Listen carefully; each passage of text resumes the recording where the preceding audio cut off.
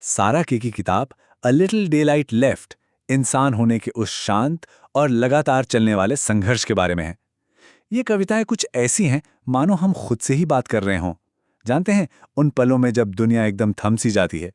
ये वो बातें हैं जिनसे हम दिन में तो शायद बच भी निकलें, पर रात में इनसे बचना मुश्किल हो जाता है। अब देखिए, ये किताब टेक्निकली चैप्टर्स में बंटी हुई तो नहीं है, लेकिन इसकी जो इमोशनल रिदम है ना, वो अपने आप ही हमें अलग अलग स्टेज में ले जाती है। और हर स्टेज, हर पड़ाव ऐसा लगता है जैसे हम किसी घर के एक कमरे में दाखिल हो रहे हैं।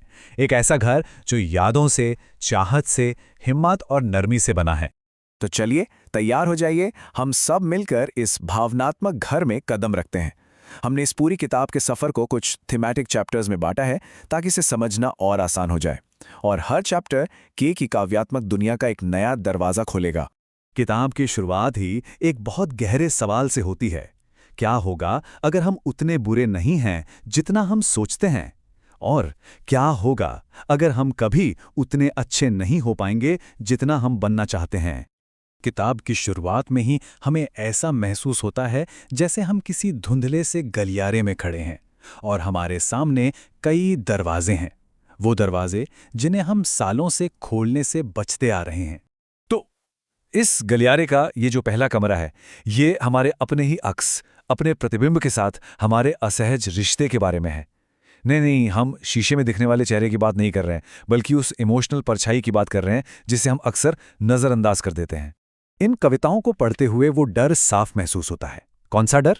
अपने मुखौटों और अपनी आदतों के पीछे छिपे असली मैं को जानने का डर। ये कविताएं हमें उस शक में डुबो देती हैं कि कहीं हम एक ही समय में बहुत ज्यादा और बहुत कम तो नहीं हैं, है ना? और फिर सुनाई देता है वो अंदरूनी संवाद, जो कभी खुद की आलोचना करता है तो कभी खुद पर तरस खाता है। और यहीं पर हमें वो हिम्मत जुटानी पड़ती है जो उन असहज सच्चाइयों का सामना करने के लिए जरूरी है। तो एक बात साफ है, ये कविताएं किसी सेल्फ इंप्रूवमेंट गाइड की तरह नहीं है। नहीं, ये सेल्फ रियलाइजेशन के बारे में है, यानी आत्म साक्षात्कार। और यही वो चैप्टर है जो इस पूरे कलेक्शन का इमोशनल टोन सेट कर देता है। अच्छा, अब आते हैं दिल टूटने पर। ये सारा के सबसे जाने माने विषयों में से एक है, लेकिन इस कलेक्शन में वो इसे एक अलग ही, एक शांत किस्म की मैच्योरिटी के साथ सामने रखती हैं। यहां दर्द को ड्रामाटाइज नहीं किया गया है, बल्कि वो उसका अध्ययन करती हैं, उसकी जांच करती हैं। ठीक वैसे ही जैसे कोई साइंटिस्ट बहुत ही कोमल रोशनी में किसी नाजुक से स्पेसिमेन को देख रहा हो। के हमें सीधे उस एक पल में ले जाती हैं जब रिश्ते में पहली दरार पड़ती है, और फिर ब्रेकअप के बाद की उस गूंजती हुई खामोशी में छोड़ देती हैं। वो बहुत बारीकी से दिखाती हैं कि कैसे हमारी अपनी ही यादें हमारे साथ धोखा करने लगती हैं, और कैसे समझे जाने की वो जो चाहत होती है ना, उसका दर्द बाकी हर चीज़ पर हावी हो जाता है।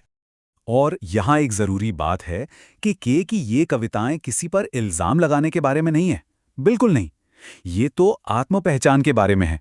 लेकिन दिल टूटने के इस तूफान के बाद के एक ज्यादा नर्म, एक ज्यादा स्थिर किस्म के प्यार की तरफ मुड़ती हैं। वो प्यार जो रोजमर्रा की मौजूदगी से पनपता है, बड़े बड़े वादों से नहीं। असल में यहाँ प्यार को एक गारंटी की तरह नहीं, बल्कि एक प्रैक्टिस की तरह देखा गया है। एक ऐसा अभ्यास जिसमें ध्यान, धैर्य और थके या डरे होने पर भी सामने वाले के लिए मौजूद रहने की इच्छा शक्ति चाहिए होती है। चलिए अब बात करते हैं परिवार और दोस्ती की जड़ों की। इस कलेक्शन में परिवार एक नींव भी है और एक रहस्य भी। के इस बात को बखूबी समझती हैं कि परिवार ही तो वो जगह है जहां हम अपनी पहली कहानियां सुनते हैं और अपने पहले जख्म भी पाते हैं। इन कविताओं में हमें अपने बूढ़े होते माता पिता की देखभाल में छिपी वो कोमलता दिखाई देती है। हम उन डरों और ताकतों को महसूस कर पाते हैं जो हमें विरासत में मिले हैं और जो अनजाने में ही हमें एक आकार देते हैं। हम उस जटिल सी कृतज्ञता की भावना से भी जूझते हैं जो हम अपने परिवार के लिए महसूस करते हैं। यहां पर आकर परिवार की कहानियां सिर्फ कहानियां नहीं रह जाती, वो हमारी अपनी व्यक्तिगत पहचान का हिस्सा बन जाती हैं।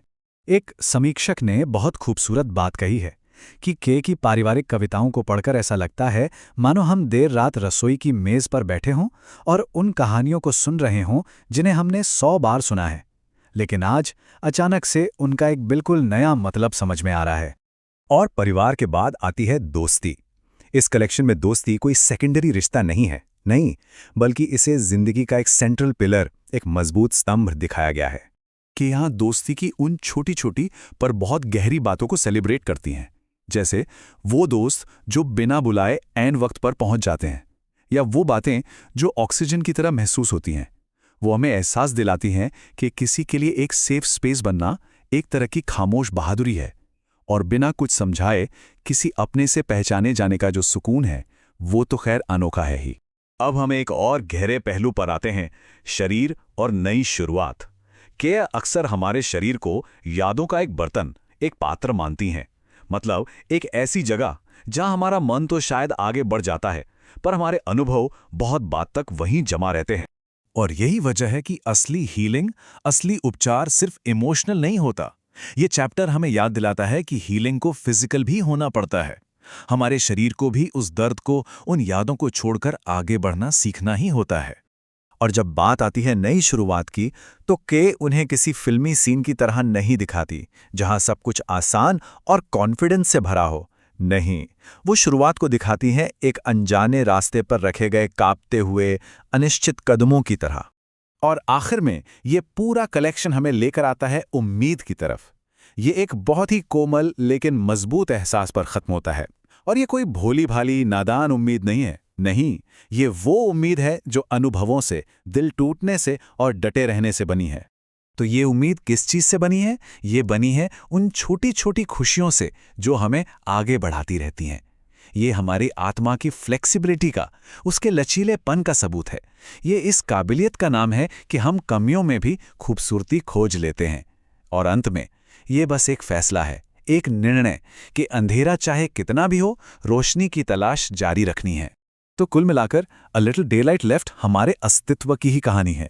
एक इमोशनल, एक स्पिरिचुअल और रिश्तों से जुड़ी कहानी। ये हमें बस इतना याद दिलाती है कि इंसान होना एक मुश्किल, कभी कभी दर्दनाक, पर बहुत ही खूबसूरत सफ़र है।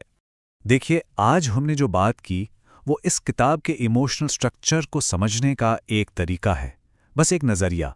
लेकिन जैसा कि अच्छी कविताओं के साथ होता है, ये किताब भी आपको दावत देती है कि आप इसे बार बार पढ़ें, इसकी अलग अलग व्याख्या करें और इसके पास बार बार लौट कर आएं।